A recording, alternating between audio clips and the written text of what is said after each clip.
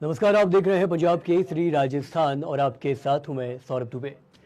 प्रदेश की बिल्कुल, और हमारे साथ आशीष जी मौजूद है। कांग्रेस के प्रवक्ता है, आपकी विचारधारा के विरोधी है और तमाम सारे आरोप इनकी पार्टी द्वारा भाजपा के प्रदेश की सरकार पर लगातार लगाए जा रहे हैं। तो आशीष जी, आपकी बहुत बड़ी जिम्मेदारी है, आपका नजरिया समझना चाह रहा हूं इस पूरे मुद्दे पर। जी देखिए, भारतीय जनता पार्टी के पास ना तो कोई विजन है, ना भारतीय जनता पार्टी इन 2 सालों के अंदर कोई काम राजस्थान में कर पाई।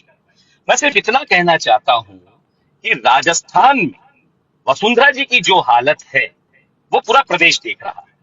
वो प्रधानमंत्री जी से मिल रही है और मेरे काबिल दोस्त कह रहे हैं कि कोई विजन लेके गई हुई है।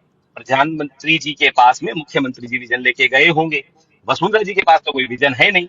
और जब भारतीय जनता पार्टी की स्थिति राजस्थान में इतनी खराब है कि इनके कांग्रेस के समकक्ष ना कोई नेता है, ना कोई ऐसा चेहरा है जो यहाँ लड़ सके। कांग्रेस के पास अशोक गहलोत जी हैं, कांग्रेस के पास डॉक्टर सीपी जोशी हैं, कांग्रेस के पास गोविंद सिंह डोटासरा जी जैसे कद्दावर नेता हैं, कांग्रेस के पास टीकाराम जूली जैसे कद्दावर नेता हैं, कांग्रेस के पास रोहित बोरा जैसे कद्दावर नेता हैं, कांग्रेस के पास अशोक चांदा जी जैसे कद्दावर नेता हैं। तो मैं भारतीय जनता पार्टी से कहना चाहूंगा कि अगर मैं लिस्टें गिनाऊं तो काफी लंबे नाम है कांग्रेस के पास में जो यहाँ अपना वजूद रखते हैं और जनता के हितों की लड़ाई को लड़ते हैं। लेकिन भारतीय जनता पार्टी के पास में ऐसा कोई नेता नहीं है। मैं तो राजस्थान की छोड़िए, मैं तो देश की बात करता हूं कि केंद्र में इनके पास में ऐसा कोई लीडर है। केंद्र में इनकी स्थिति आप देख लीजिए, पंजाब में इनकी स्थिति क्या है, डबल जीरो है। पूरे देश में भारतीय जनता पार्टी जितनी अब कमजोर हुई है। मैं 2 मिनट उसी बात पे आऊंगा। जनता ने वोट दिया है, सुनिए, नहीं, 240 पे आ गए ना, 240 पे आ गए। 2014 में कितने थे, 2019 में कितने थे, अब 2024 में कितने पे आ गए, 240 पे आ गए। जनता ने नकारा, ये इसमें तो आ गए। मध्य प्रदेश में इनके मंत्री के खिलाफ आरोप लगते हैं। आरोप कौन लगाता है? आरोप इन्हीं के लोग लगा रहे हैं। उत्तराखंड के मुख्यमंत्री पुष्कर सिंह धामी के खिलाफ कौन खड़ा है? इनके सांसद खड़े हैं। यूपी में योगी जी की क्या हालत है? बिहार में इनके प्रदेश अध्यक्ष की खटिया कौन खड़ी कर रहा है? इनके उप मुख्यमंत्री खड़ी कर रहे हैं।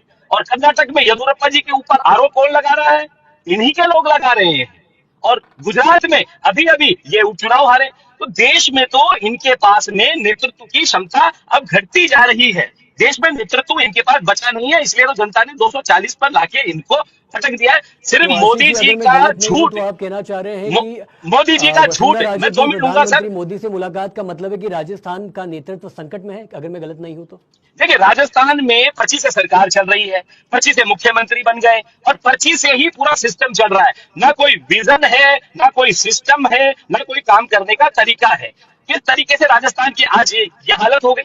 2023 में जब कांग्रेस ने सत्ता छोड़ी थी, भारतीय जनता पार्टी सत्ता पर काबिज हुई थी, तो देश की इस प्रदेश की जनता ने इन्हें यह सोचकर सत्ता दी थी कि अब कुछ अच्छा होगा, जो कांग्रेस की सरकार करके गई है उससे भी ये अच्छा करेंगे। इन्होंने कांग्रेस की जितनी योजनाएं थी जो जो राजस्थान की जनता के हितों में थी, वो सारी योजनाएं बंद कर दी। आज इलाज के लिए लोग दर दर भटक रहे हैं। क्या स्थिति कर दी है इन्होंने राजस्थान की। और अभी हाल ही में 25 जुलाई की जो हृदय विदारक घटना हुई है, उससे राजस्थान प्रदेश ही नहीं पूरा देश झिझोड़ कर रख दिया है उस घटना ने। 7 मासूम बच्चे, 7 मासूम बच्चा चिराग, माता माता व पिता की आंखों का तारा, उनके घर का लाडला, जो आने वाले देश का भविष्य बनता, उसकी हत्या कर दी गई। और ये हत्या किसके द्वारा की गई है? ये हत्या भारतीय जनता पार्टी की ये चुनी हुई सरकार के द्वारा की गई है। क्योंकि जिस तरीके से इन्होंने भवनों के निर्माण पे ध्यान नहीं दिया, बजट का पता नहीं है, बजट की घोषणाएं तो कर देते हैं लेकिन बजट लगना कहाँ है, बजट जाता कहाँ है, सब कुछ खत्म है राजस्थान में। तो ये मुलाकात सिर्फ इतनी है। काफी ज्यादा महत्वपूर्ण है। मेरा कद्दावर नेताओं की, कद्दावर पार्टी के कद्दावर प्रवक्ता जी, भारतीय जनता कांग्रेस पार्टी में कोई झगड़ा नहीं है, कांग्रेस पार्टी में कोई झगड़ा नहीं है। कांग्रेस तिरंगे के साथ व हाथ के साथ चलने वाली पार्टी है, देश के लिए लड़ने वाली पार्टी है और जनता के लिए मर मिटने वाली पार्टी कांग्रेस है। अच्छी बात है। बच्चे मर रहे हैं राजस्थान में, बच्चे मर रहे हैं राजस्थान में, लोग गड्ढों में गिर रहे हैं राजस्थान में, आए दिन मौतें हो रही है राजस्थान में, अपहरण हो रहे हैं, चोरियां हो रही हैं, डकैतियां हो रही है, फायरिंग हो रही है। और मुख्यमंत्री जी के विधानसभा सांगानेर की स्थिति, सर मुख्यमंत्री जी के विधानसभा सांगानेर की स्थिति मैं आपको बता दूं, आप मेरे अच्छे मित्र हैं महिपाल जी, मुख्यमंत्री के सांगानेर की स्थिति इतनी दयनीय है कि आज लोग बाहर निकलने से भी घबरा रहे हैं। आए दिन लेकिन वहां अपहरण हो रहे हैं। मुख्यमंत्री जी सांगानेर जाते हैं और अगले दिन ही घटना हो जाती है। कभी किसी देवता की मूर्ति को तोड़ दिया जाता है, कभी किसी की चैन तोड़ ली जाती है, कभी घर में घुस के फायरिंग कर दी जाती है, कभी बेटियों से छेड़छाड़ की जाती है। और यहाँ तक कि मुख्यमंत्री की विधानसभा में एक पुलिस वाले ने एक दलित महिला के साथ बलात्कार कर लिया। ठीक है और योजनाएं इस पर भी हम ठीक है, चर्चा करेंगे, लेकिन किसी जनता अगली चर्चा में। लेकिन परेशान है इस वक्त सर, हम जनता हमारा जो परेशान मुद्दा है भारतीय इस जनता चर्चा पार्टी का, इस के इस डिबेट का, उस शासन पर के अगर हम बाद टिके में रहें तो ज्यादा जनता बेहतर है। परेशान हो चुकी है। 22 साल के अंदर ही जनता की जो स्थिति हो गई है, आपके देखिए जनता की स्थिति क्या हो गई है। मैं तो राजस्थान के और 200 विधानसभाएं हैं, उनमें से 199 छोड़ दीजिए, मैं तो सांगानेर की बात अच्छा कर रहा आशीष जी, हूँ। एक बात बताइए, सांगानेर में क्या एक बार स्थिति फिर मैं है? इस मुद्दे पर लौट रहा हूँ। आशीष जी, सांगानेर अगर आप मुझे सुन पा रहे हो तो हॉस्पिटल भी आशीष जी, बने, स्कूल भी बने, सेंट्रल पार्क जैसा बड़ा पार्क भी बना, लोग खुश थे। लेकिन आज मुख्यमंत्री जी जो सांगानेर से महिपाल जी, बने, मैं पूरा जनता प्रयास कर रहा दुखी हूँ कि है, आशीष जी मेरे सवाल को सुन पाए। आशीष जी जनता देखिए, दुखी है महिपाल जी। मैं आशीष जी विजन की देखिए, बात कर रहा हूँ, सिस्टम की बात कर रहा हूँ। आपकी पीड़ाई में समझ रहा हूँ। आप उत्तेजना में पीड़ा नहीं है, ये जनता की पीड़ा है जो कांग्रेस उठाती आई है, जनता के लिए लड़ती आई है। आप जनता के लिए अच्छा कीजिए, हम आपके साथ हैं। ऑपरेशन सिंदूर के टाइम तो पूरी कांग्रेस ने साथ दिया, राहुल जी ने साथ दिया, खड़गे जी ने साथ दिया, पूरी कांग्रेस हिंदुस्तान की आपके साथ खड़ी थी। अगर ऐसी कोई परिस्थिति होती है तो पूरी कांग्रेस आपके साथ खड़ी रहेगी। हम विपक्ष में होकर भी अपना धर्म निभाएंगे, आपके ऊपर उंगली नहीं उठाएंगे। लेकिन सच्चाई के साथ अगर काम किया जाएगा, लोगों के हितों के लिए काम किया जाएगा और लोगों की समस्याओं को ध्यान में रख के काम किया जाएगा। महिपाल जी, मैं अगले सवाल की ओर बढ़ता हूँ। सवाल काफी ज्यादा महत्वपूर्ण है और न सिर्फ ये कांग्रेस का सवाल है, न सिर्फ ये विपक्षी पार्टी का सवाल है, बल्कि ये जो सवाल है वो जनता का है और आपसे पूछा जाना जरूरी है। महिपाल जी, मेरा अगला सवाल आप सरकार 2024 में आपने सत्ता संभाल ली, भजन लाल जी मुख्यमंत्री बन गए, आपने क्यों नहीं संज्ञान लिया? आज राजस्थान की शिक्षा मंत्री कौन है? आज की ही मैं एक और घटना बता देता हूँ आपको। सचिवालय के अंदर जो सेक्रेटरीट है, सचिवालय है, जहाँ आपके मंत्री बैठते हैं, जहाँ आपके अधिकारी बैठते हैं, जहाँ से शासन चलता है, उस सचिवालय की छत आज गिर गई है सर। उस सचिवालय की छत आज गिर गई है। एक आदमी से सिर्फ एक फीट की दूरी पर वो छज्जा गिरा है, वो मरते मरते बचा है सर। ये जिम्मेदारी कौन लेगा?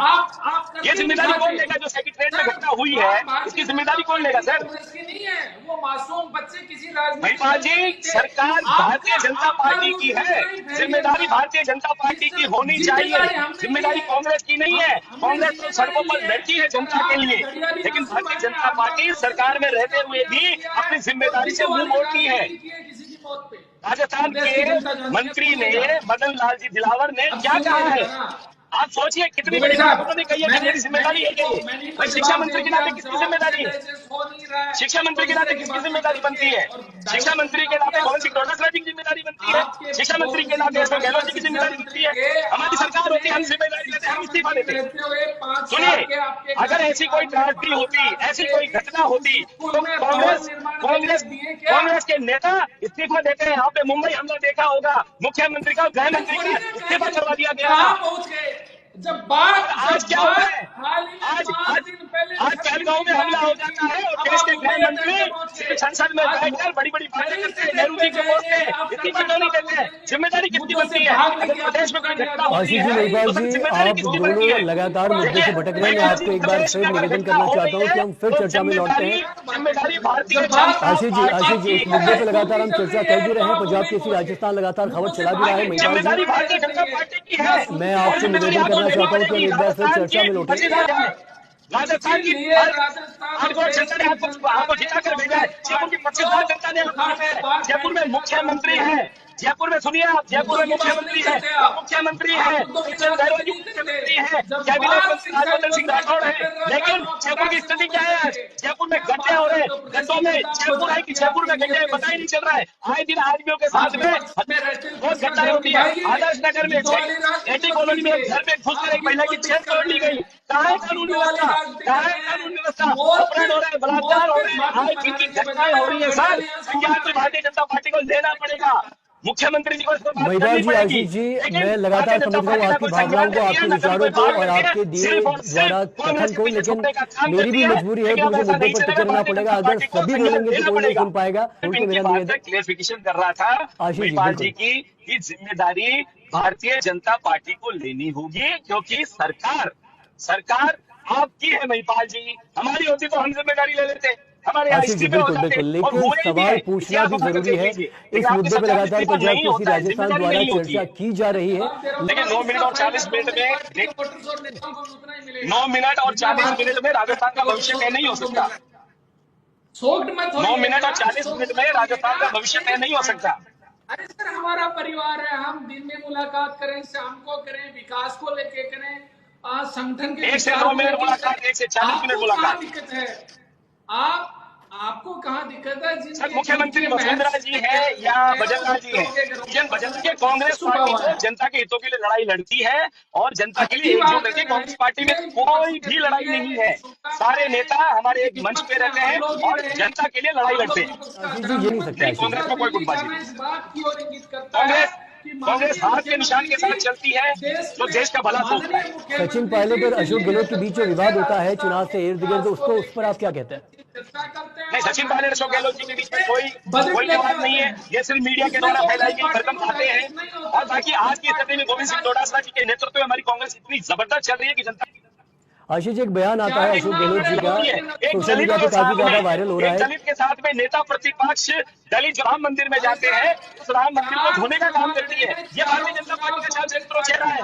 ये भारतीय जनता पार्टी का चाल चरित्र चेहरा है। भारतीय जनता पार्टी सिर्फ और सिर्फ धर्म की अफीम चटाकर वोट लेना जानती है और सत्ता पर काबिज होना जानती है। इनके प्रकार सत्ता आनी चाहिए, सिंहासन बरकरार रहना चाहिए, चाहे उसके लिए भारतीय जनता पार्टी को दंगे करवाने पड़े। भारतीय जनता महिपाल जी, पार्टी आशीष जी को बर्बाद करना पड़े। महिपाल जी और आशीष जी, आप दोनों का बहुत बहुत शुक्रिया पंजाब केसरी राजस्थान से जुड़ के बात करने के लिए। मैं समझता हूँ कि आपको बहुत कुछ बोलना होगा, हमें भी बहुत कुछ सुनना है, लेकिन चर्चा की समय अवधि के कारण हमें ये डिबेट यही खत्म करनी होगी। लेकिन मैं यकीनन आपको विश्वास दिलाता हूँ कि जनता के जितने सारे सवाल थे, जनता को जितने सारे जवाब आपने चाहिए थे, आपने पूर्णतः उनका जिक्र किया है, उन चर्चा की है, उन मुद्दों पर बात की है। लेकिन एक बार फिर मैं बोलना चाहता हूँ कि सब बोलेंगे तो कोई नहीं सुन पाएगा।